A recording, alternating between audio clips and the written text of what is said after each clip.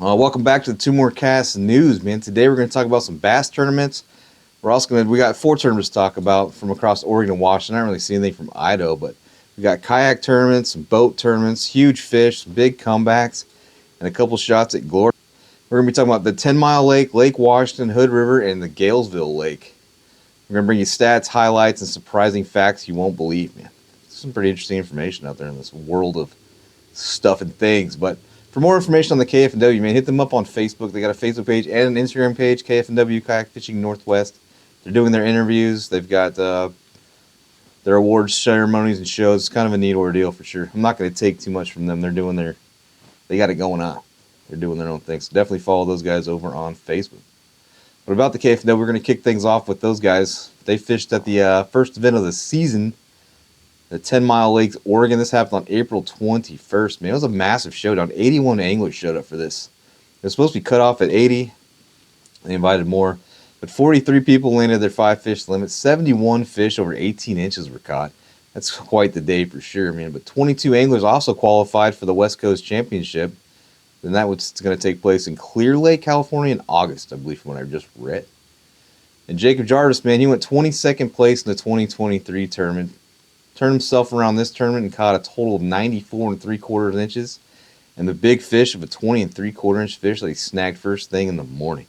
You need to go on to win the event with those totals there, man. Mailbox, dude. It's good to get those checks. And then Trey Potts was hot on heels in the second place with 94 1/4 inches, followed by Elijah O'Brien at 94 inches. Brandon Hull, the 2024 Kayak Bass Classic champion, would finish in fourth with 93 3/4 inches. And Ivan Cruz would finish at 93 1/4 inches for fifth place, man. And the next KF&W Opens hit on May 10th. They're going to be at American Lake, Washington, Dorena Lake in Oregon, and Black Canyon Reservoir and Harris Slough, and both of those will be in Idaho. And the Lake Umatilla event and the Native Watercraft Big Bass Power Hour will be on May 31st. You're not going to miss those either, man. It's not too late either. Like, you still got time. The AOYs, you still got time to catch up. If you didn't miss this, if you missed the first tournament, you'll be all right. And then the No Bass Power Hour, we're getting that too in a little bit here as well.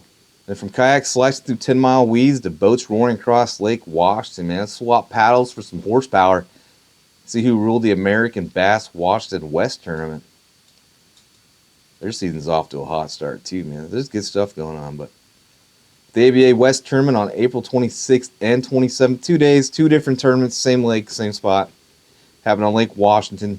Pretty good competition. Day one had 10 teams that weighed 47 fish for a total of 142 pounds, averaging about 3 pounds per fish.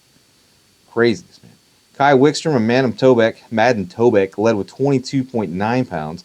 They had their 5-fish limit, followed by Russ and Travis Avery at 21.6 pounds. They had a 7.9 pound giant fish. And then Kelly Gaines and Alex Engelhart took third place with 18.9 pounds. Brian Walker and Frankie Van Gelder fourth at 16.10 pounds, and Ron Hobbs and Jason Sessler at 15 pounds. Giant bags, man. This was like Washington, too, which has been struggling pretty recently up until now, I'd say. Even then, 50 pounds. But day 2 had 9 teams, 40 fish for 110 pounds. They averaged 2 3/4 inches. But Eric Ustad and Travis Archer crushed it with a 22-pound limit, including a 5-pound hog. Ron Hobbs and John Sessler climbed to second with 18.3 pounds, and they had a 6-pound giant in their bag. And then followed by Gaines and Engelhart at 17.2 pounds. Greg Johnson and John Cooper at 12.3 pounds. And Walker and Van Gelder at 12.15 pounds. Dude, what a slugfest for sure. Good times. But speaking of wild rides, man, let's trade Lake Washington calm for the wind-whipped waters of the Hood River area, where the Bass Federation of Oregon turned the Columbia River into a bass bonanza. What a weird word. That's how you get fired, bro. The Bass Federation of Oregon's Hood River tournament on the Columbia River was a windy, action-packed showdown.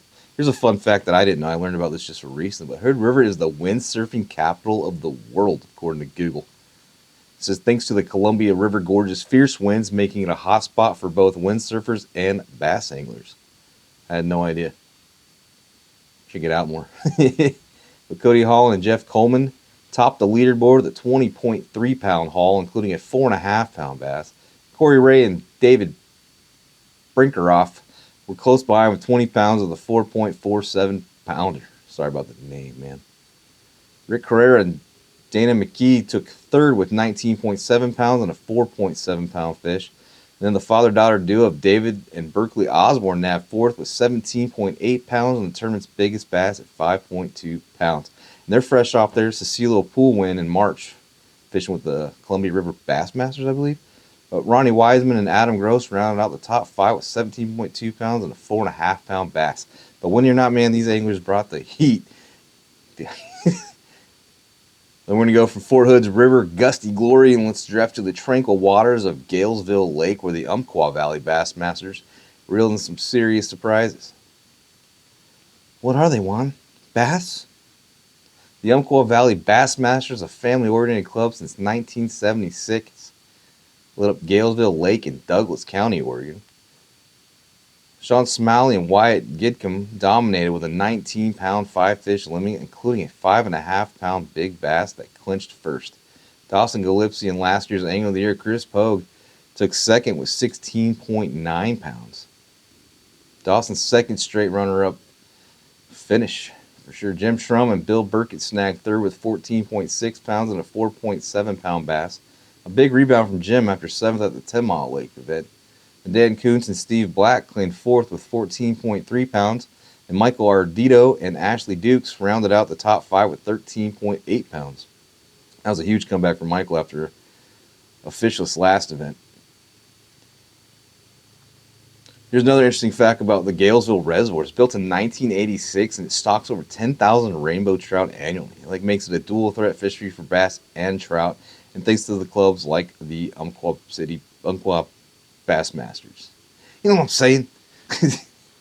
Umpqua Valley Bassmasters. It